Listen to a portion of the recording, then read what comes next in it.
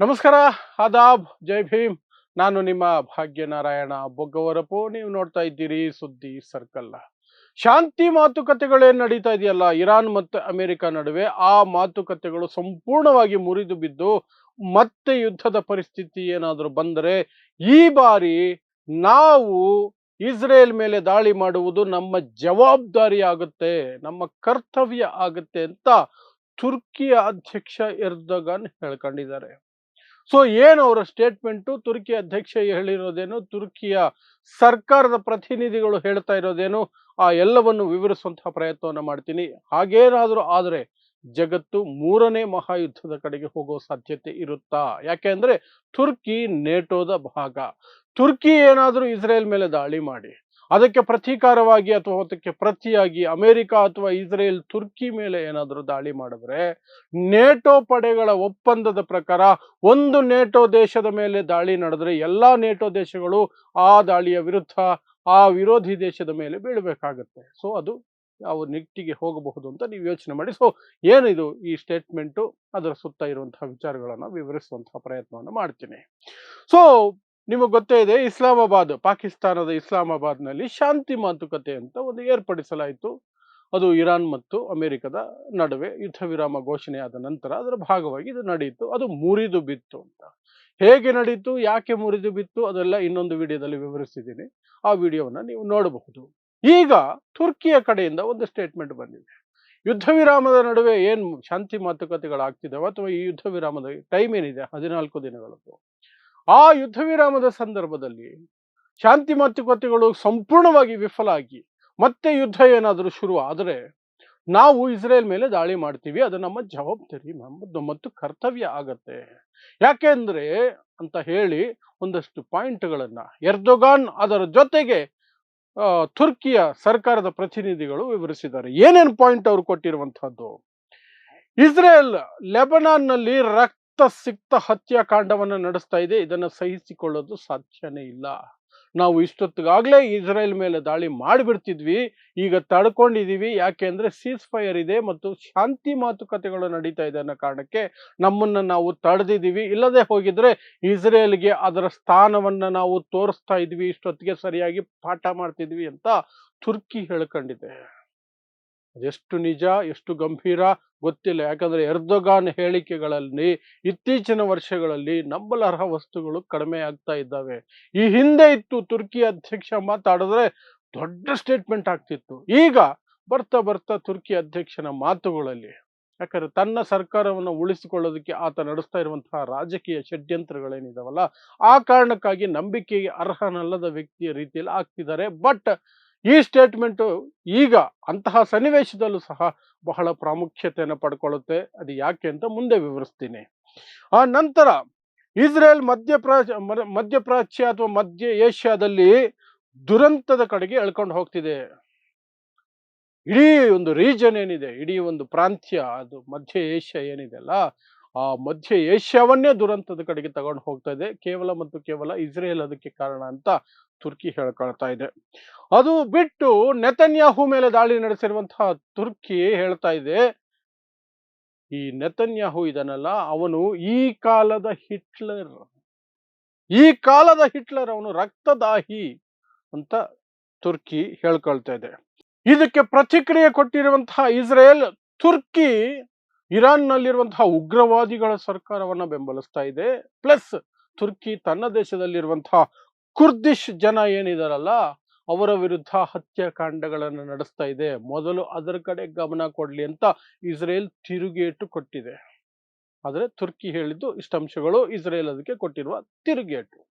ಈಗ ಈ ತುರ್ಕಿಯ ಹೇಳಿಕೆ ಏನಿದೆಯಲ್ಲ, ಅದು ಎಷ್ಟು ಗಂಭೀರ, ಯಾಕೆ ಗಂಭೀರ, ಯಾಕೆ ನಾವು ಅದನ್ನು ಗಂಭೀರವಾಗಿ ಪರಿಗಣಿಸಬೇಕು? ಇವೊಂದು ಇತ್ತೀಚಿನ ವರ್ಷಗಳಲ್ಲಿ ಆ ಎರ್ದೋಗಾನ್ ಮೇಲಿನ ಮಾತುಗಳ ಮೇಲಿನ ಗಂಭೀರತೆ ಕಡಿಮೆ ಆಗ್ತಿದ್ರು ಸಹ, ಅಂದ್ರೆ ಇಸ್ರೇಲ್ ಮೇಲೆ ದಾಳಿ ಮಾಡಲೇಬೇಕಾದಂತಹ ಅನಿವಾರ್ಯ ಸ್ಥಿತಿಯನ್ನ ಇಸ್ರೇಲ್ ಅರಬ್ ರಾಷ್ಟ್ರಗಳಿಗೆ ತಂದಿಡ್ತಾ ಇದೆ ಅನ್ನೋದ್ರಲ್ಲಿ ಅನುಮಾನನೇ ಇಲ್ಲ. ಯಾಕೆಂದ್ರೆ ಒಂದು ಕಡೆ ಲೆಬನಾನ್ ಮೇಲೆ ಅಸಹ್ಯಕರವಾದಂತಹ ದಾಳಿ ನಡೆಸುತ್ತೆ, ಹತ್ಯಾಕಾಂಡ ನಡೆಸುತ್ತೆ, ನೂರಾರು ಜನರನ್ನು ಕೊಲ್ಲುತ್ತೆ, ಸಾವಿರಾರು ಲಕ್ಷಾಂತರ ಜನರು ದಕ್ಷಿಣದ ಲೆಬನಾನ್ನಿಂದ ಉತ್ತರದ ಲೆಬನಾನ್ಗೆ ಗುಳೆ ಹೋಗುವ ರೀತಿಯಲ್ಲಿ ಅಲ್ಲಿ ದಾಳಿಗಳನ್ನು ನಡೆಸಿ ಅಮಾನವೀಯವಾಗಿ ನಡ್ಕೊಳ್ತಾ ಇದೆ. ಇನ್ನೊಂದು ಕಡೆ ಶಾಂತಿ ಮಾತುಕತೆಗಳು ಮುರಿದು ಬೀಳೋದಕ್ಕೆ ಏನೆಲ್ಲ ಮಾಡಬಹುದು, ಯುದ್ಧ ವಿರಾಮದ ನಡುವೆನೂ ದಾಳಿ ನಡೆಸಬಹುದು, ಎಲ್ಲವನ್ನೂ ಮಾಡ್ತಾ ಇದೆ. ಅದಕ್ಕೆ ಯುದ್ಧ ವಿರಾಮ ಬೇಕಾಗಿಲ್ಲ, ಶಾಂತಿ ಮಾತುಕತೆ ಬೇಕಾಗಿಲ್ಲ, ಯುದ್ಧವೇ ಬೇಕು.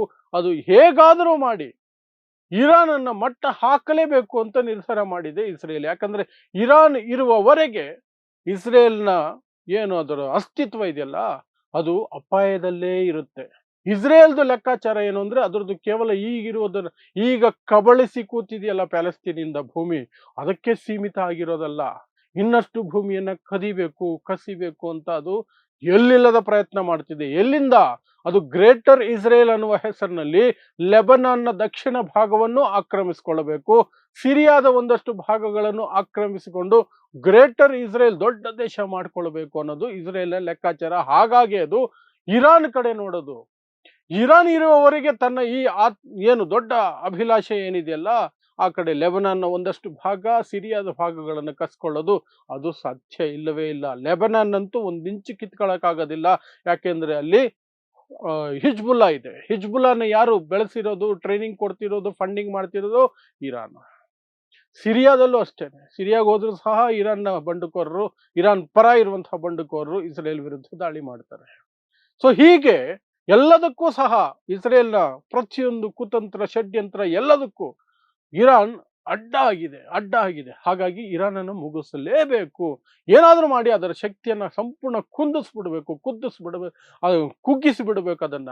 ಆಗ ಮಾತ್ರನೇ ನಾನು ಏನು ಬೇಕಾದ್ರೂ ಮಾಡಬಹುದು ಈ ಮಧ್ಯಪ್ರಾಚ್ಯದಲ್ಲಿ ಅನ್ನುವಂಥದ್ದು ಇಸ್ರೇಲ್ ಲೆಕ್ಕಾಚಾರ. ಆ ಕಾರಣಕ್ಕೆ ಅದು ಶಾಂತಿ ಮಾತುಕತೆಗಳು ಮುರಿದು ಬೀಳೋ ಹಾಗೆ ನೋಡ್ಕೊಳ್ಳುತ್ತೆ.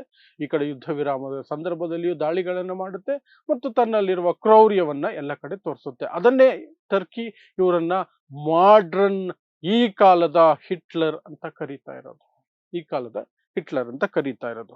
ಸೊ ಈ ರೀತಿ ಇರಬೇಕಾದ್ರೆ ಈ ಗಂಭೀರವಾದಂತಹ ಸಂದರ್ಭದಲ್ಲಿ ಈ ತುರ್ಕಿ ದಾಳಿ ಮಾಡಲೇಬೇಕಾದ ಅನಿವಾರ್ಯತೆ ಬರುತ್ತೆ. ಯಾಕೆಂದ್ರೆ ಇಷ್ಟೆಲ್ಲಾ ನಡೀತಿದ್ರು ತುರ್ಕಿ ನೋಡ್ಕೊಂಡು ಸುಮ್ಮನಿದ್ರೆ ಅದಕ್ಕೆ ನಾಳೆ ಮರ್ಯಾದೆ ಇರಲ್ಲ. ಸೊ ತುರ್ಕಿ ಇಸ್ರೇಲ್ ಮೇಲೆ ಒಂದೇ ಒಂದು ಬಾಂಬ್ ಹಾಕಿದ್ರು ಸಹ ಇಸ್ರೇಲ್ ಮತ್ತು ಅಮೆರಿಕ ಕಡೆಯಿಂದ ತುರ್ಕಿಯ ವಿರುದ್ಧ ಹೋರಾಟಕ್ಕೆ ಸಿದ್ಧತೆ ಮಾಡಿಕೊಳ್ಳೇಬೇಕಾಗುತ್ತೆ. ಅಲ್ಲಿ ಒಂದಷ್ಟು ಸಂಘರ್ಷ ಆಗ್ಲೇಬೇಕಾಗತ್ತೆ.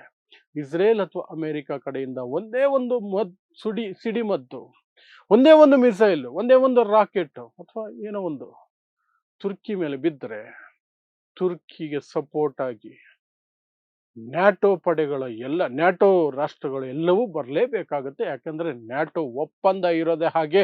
ತನ್ನ ಸದಸ್ಯ ರಾಷ್ಟ್ರದ ಮೇಲೆ ಯಾರೇ ದಾಳಿ ಮಾಡಿದ್ರು ಅವರ ವಿರುದ್ಧ ಎಲ್ಲ ನ್ಯಾಟೋ ದೇಶಗಳು ಯುದ್ಧಕ್ಕೆ ಹೋಗಬೇಕಾಗತ್ತೆ. ಇಲ್ಲಿ ಇನ್ನೊಂದು ಸಂದಿಗ್ಧತೆ ಏನು ಅಂದ್ರೆ ನ್ಯಾಟೋದ ಭಾಗವಾಗಿರೋದು ಅಮೆರಿಕವೂ ಸಹ. ನ್ಯಾಟೋನಲ್ಲಿ ಅಮೆರಿಕ ಸಹ ಇದೆ.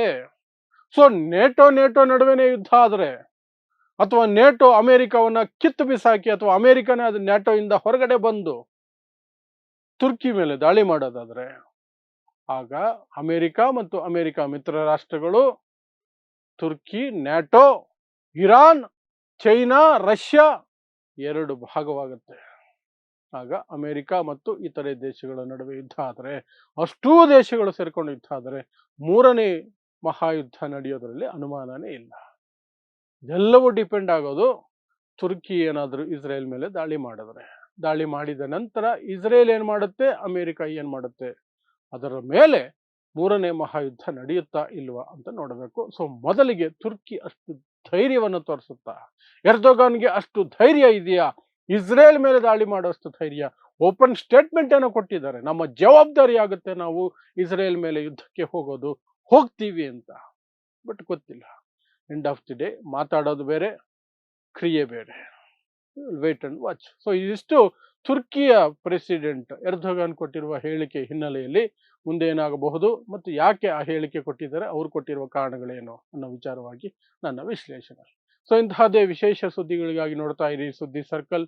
ನಾನು ನಿಮ್ಮ ಭಾಗ್ಯನಾರಾಯಣ ಬೊಗವರಪು.